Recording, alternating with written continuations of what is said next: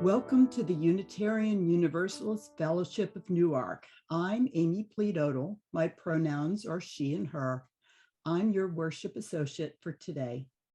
We are a community of spiritual seekers, inspired to promote a just and compassionate world. We come together this morning to join in a spiritual community of wonderful variety, where our communal truth is that each person has the freedom and responsibility to search for their own truth and meaning.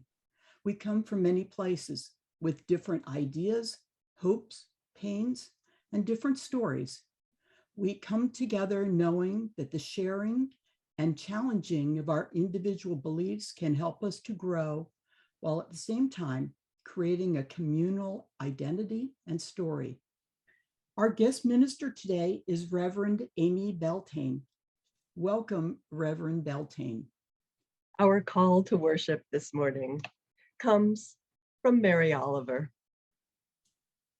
You do not have to be good. You do not have to walk on your knees for 100 miles through the desert repenting.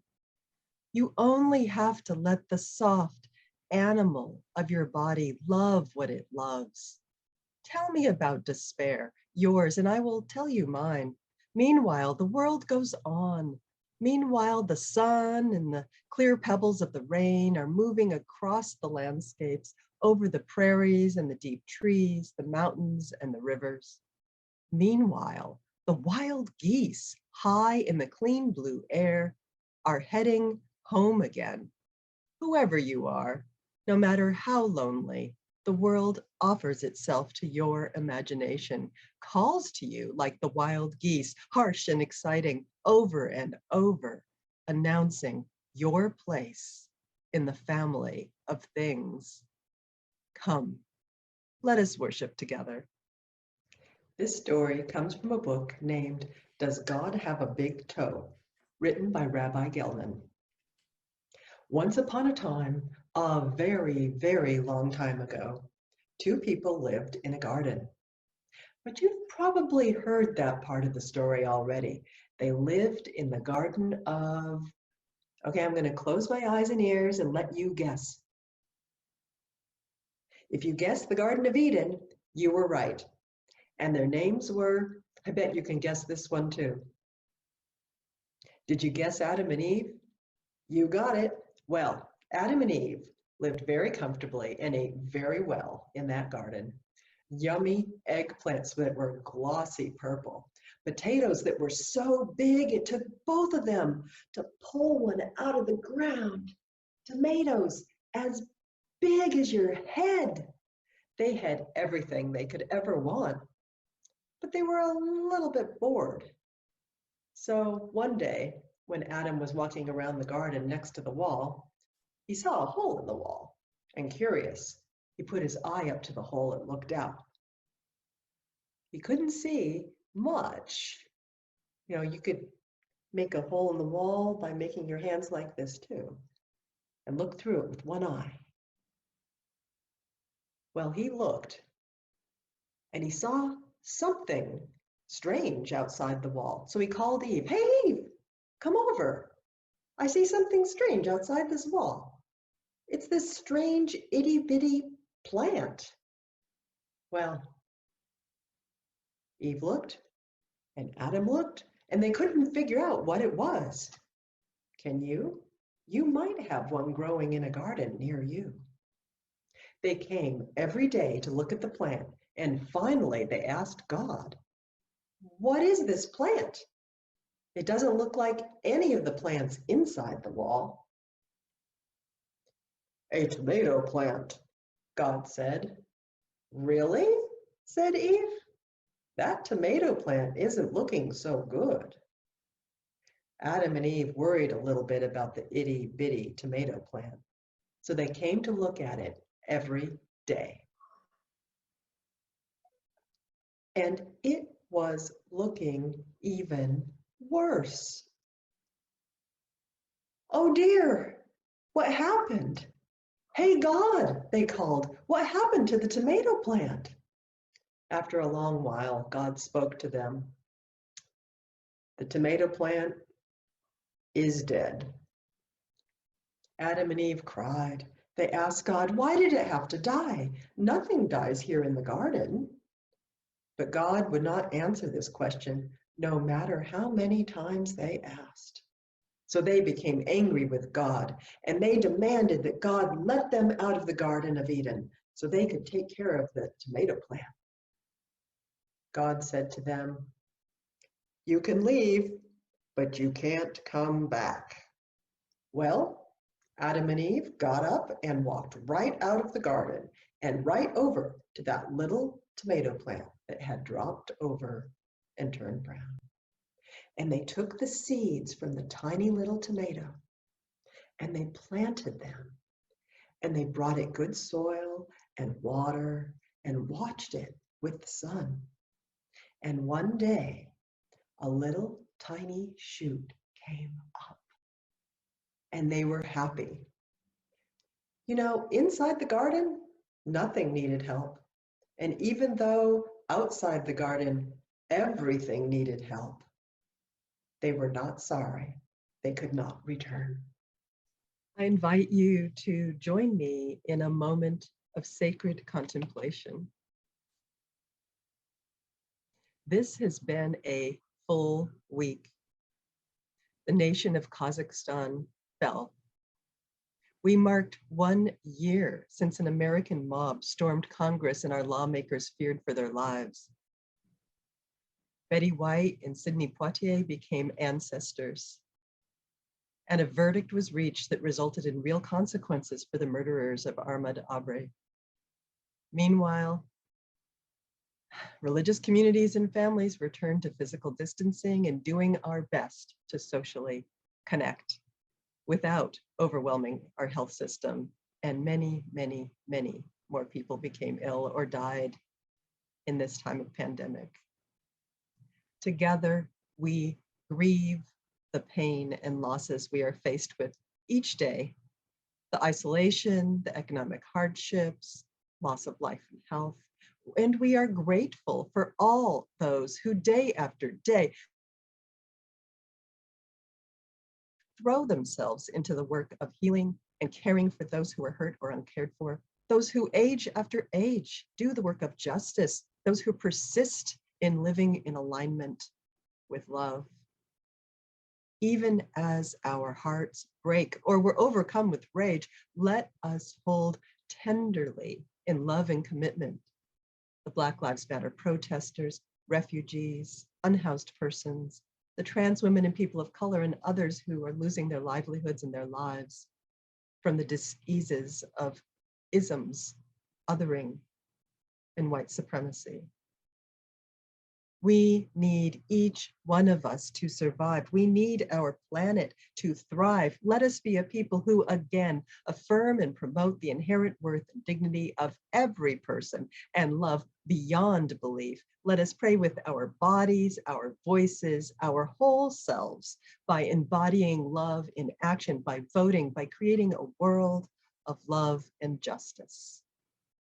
For all that is our lives, we give our thanks and praise. May your source of life and love be with you, giving you strength through the sorrows and magnifying your joys. Pagans often end prayers with "so mote it be," close to the endings of other religions. ASL, Muslim Amin, Hindu Om Shanti, Tibetan Buddhism Sukha, Yoruba and the members of the African diaspora, Ashe, Christian, Amen, and blessed be. This week, I was doing the work I had studied and yearned for. I conducted a weekly pagan gathering about Epiphany, and I did research and writing for Sunday services on love and activism. I did a lot of traveling that didn't save the world. I taught a class and wrote pages of feedback for students in a spiritual direction course. I counseled a family struggling with aging, loss, and spent time companioning individuals through deep reflection, grief, and sometimes painful growth. And I wrote reflections on my mailing list on ways to refuel your heart. Then I opened Facebook and saw colleagues and friends and family at the ends of their ropes. And I felt that hanging by a thread feeling in my own body as well. Ouch. I realized that my spiritual reserves were used up. My rich and green and juicy was gone. It was dry. It was physician, heal thyself time. I remember my time as a hospital chaplain, going from room to room and wondering if I could even make the smallest bit of difference, but walking into the next room anyway. My family's dedicated to making the world a better place. My sister walked in the Great Peace March of 1986 and worked for nonprofits like Greenpeace and the League of Women Voters. My brother-in-law advocates for solar energy and energy conservation. My spouse and my niece both studied natural resource management. And as you can see, I'm surrounded. We all have that in common. We are faithful to the work that must be done. And we also have something else in common. Most of us have trouble doing the work sustainably, sustaining ourselves. I look back at workers and activists in the 1900s who labored impossible hours and then created a movement demanding a living wage and hours. Though they spoke many different languages, they found a way to communicate and prevail in the factory towns. They sang a song together. Here's the words. Step by step, the longest march can be won. Many hands can form an arch, singly none. And by union, what we will can be accomplished still. Drops of water turn a mill, singly none. I find myself singing this song when remaining faithful to the work drains me. Why is it so nourishing? Perhaps because I learned it at a campfire under starlit firs, with people creating a gentler, more loving world. Perhaps because it is sung by people like the amazing John McCutcheon. Singers like John and Aretha and Pete Seeger and Mahalia Jackson knew how to bring people together, to join hearts and make a difference. The word union in the song could mean trained unions. It can also mean the union of hearts, the love we offer to one another when we say, your problem, your well-being is my problem, my well-being. The great work, the work we're faithful to, is the great work, the work of creating a better world. The great work is in motion. Much is underground, but it is happening. For instance, in the area of economic injustice, Occupy created many transformations, and weirdly, pandemic has caused some wages to go up and in order to entice the reluctant workers, part of the Great Resignation, back into the workplace. The Great Peace March was back in 1986, but the peace movement continues. The concept of just peace can transform our world. Racial justice has become a common conversation, with ending the new Jim Crow, immigration justice, undoing the doctrine of discovery, and the tenacious movement for Black Lives Matter. Environmental justice gained traction in the last few years, with the water protectors of Standing Rock and Indigenous people around the world reminding us that this blue boat home is the only one we've got. We've learned that we don't have to consume so much, produce so much when we slowed down for quarantine. The Me Too campaign, the March for Women's Lives, and the new diverse members of Congress show lots of learning being done about intersectionality. Many who'd not even heard of trans individuals are now aware and even getting comfortable using the old English gender-free pronoun they for their friends and neighbors. And success is imaginable.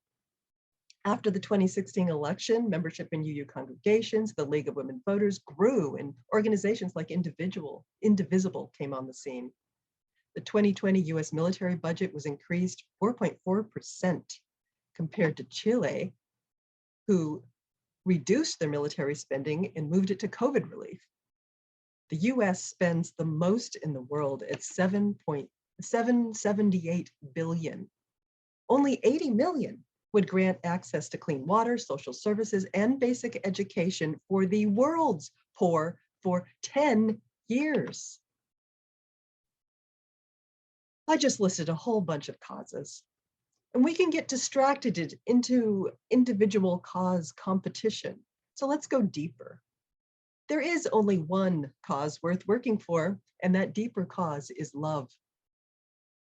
My friend John Beckett wrote a piece entitled "The Care and Feeding of Activists" several years ago. In it, he asks questions that get to the heart of the work. Why do you do what you do? And what gives you strength? Why do we do what we do? Why do we work so hard? Because there is something we are building, something of worth. Because we love this world and this life we're born into, and we want to make it better. Because we love the people and plants and animals and rocks and air, and wish for all things to be at peace, happy, and well. And what gives us strength? The love of others for us. The knowledge that we do not work alone. Faith and hope that there is more love. There is more love somewhere. There is more love somewhere. I'm gonna keep on till I find it. There is more love somewhere. And what are we building? John Beckett writes, we're building a temple to the highest virtues and values known to humanity. I agree, we're building a temple to love and justice. These are the only monuments that generate ever-widening circles of energy and life. I can see the temple in my mind, you probably can too, but it's morphing and getting better as we go. There was a foundation on the ground when I started work, a foundation laid by our ancestors, the Bread and Roses marchers, the Votes for Women agitators, the civil rights protesters, Cesar Chavez, Emma Goldman, Assata Shakur.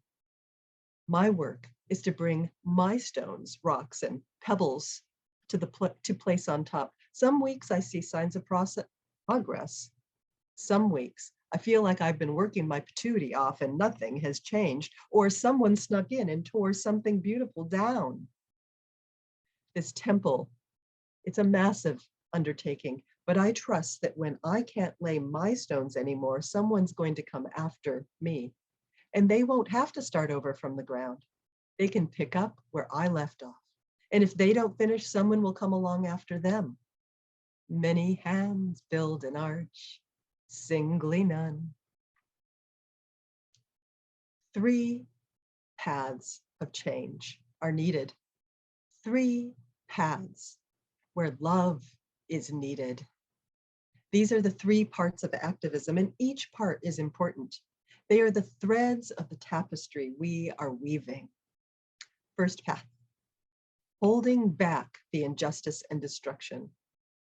This part of the great work includes documenting protests, vigils, boycotts, campaigning for laws, whistleblowing, promoting regulations, lobbying, truth-telling, service work like soup kitchens, warming centers, and health clinics. This work buys time, but does not go upriver to change the underlying causes of inequity. By necessity, we try to focus on one cause at a time: gay, Black, trans, poor, immigrant, environmental destruction, species extinction. This path feels exhausting and never ending, and this path is necessary, holding back the injustice and destruction. Second path, unraveling and reweaving. This part of the great work includes dismantling failed and destructive systems and weaving new ones. Education and study of what's failed, going upriver, tiny houses, conflict resolution, skill building, land trusts, conservancies, alternative energy, cooperatives, community banks, eco-housing, community gardens, alternative currency, reliable communication systems that bypass the mainstream media. Often it seems like the alternative systems get torn down as we weave them, but it's rewarding to unravel the root of a problem. Weave and mend, my friends. Weave and mend. Third path, vision and spirit. This part of the great work is the way we stay connected to love.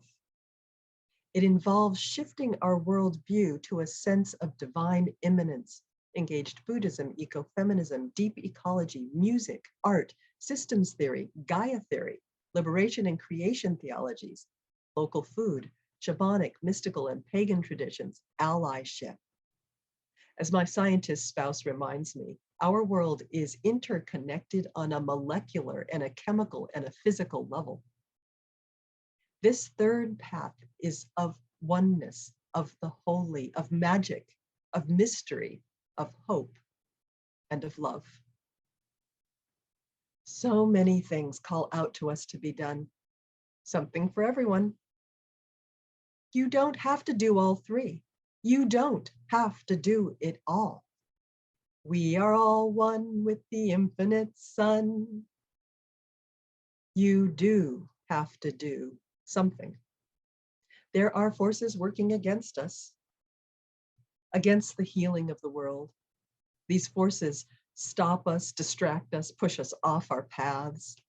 Fear, pain, frustration, guilt, despair, dishonesty or denial, discomfort with conflict, powerlessness. When we are pushed off the path of activism, we need love to invite us back. I've been at this saving the world work for quite a few years, and it can get pretty frustrating. I have spent as much time in despair as in hope. I watch my heroes screw up and fail and think, if these extraordinary people can't do it, how in the world can I? When we feel shame for our paltry offerings, we have been visited by imposter syndrome. Imposter syndrome is the voices saying, you can't do it. You won't make a difference. You're too small or too loud or too quiet or too dumb or too something to be effective or make any difference at all. Often it seems like the fabric of our world has been torn asunder, and the weaving, mending, and stitching it will take to put that beautiful tapestry back together again is well beyond my puny skill and strength. But wait, get thee behind me, imposter syndrome. We are small and imperfect. We are flawed, and it is our grappling with our flaws that makes the world a better place. And perhaps it is the best thing we can do. We can't do it alone. And we don't have to. We're not alone. We have each other. We can't afford to lose anyone, certainly not to preventable things like burnout or fatigue or self-doubt. We need sustainable resources. That includes sustainable activists. We can't change our destructive course without rousing ourselves and bringing our small, imperfect stones to the pile. Sometimes our stones are misshapen. Bring them anyway. Sometimes our stones feel small and insignificant. Bring them anyway. Show up. Bring your vulnerability. Bring your love, but show up. Come, come, whoever you are. Sustainable activism. I've developed some sustainability techniques that work for me. Back when my spouse and I were first dating, Hawthorne asked me, how did you do it? How did you go back every day to do chaplaincy at the hospital when there are so many hurting people and situations you just can't fix? My answer was, I wasn't hearing those stories of pain and violence and despair alone. I had divine love with me, draped over my shoulders, listening with me and loving with me. And I would walk by the newborn baby's window at least once per day. These days, I don't have the baby's window, but I do have my soft-eared beagle and some new techniques. One technique is to have a designated person who can say, go home, or go to bed, or say no to this one. Another technique is recognizing when I'm nearing burnout, getting upset over tiny things, Then I know it's time for a handoff.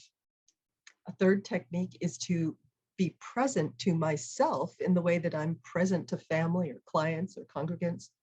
And always, always there is singing, calling on the guardians of the planet, calling on all people now alive, with vision of the past and memory of the future, claiming our power to survive. May we feel the love that flows from our hands to all of life. And may we feel the love that flows to us. May we weave and mend.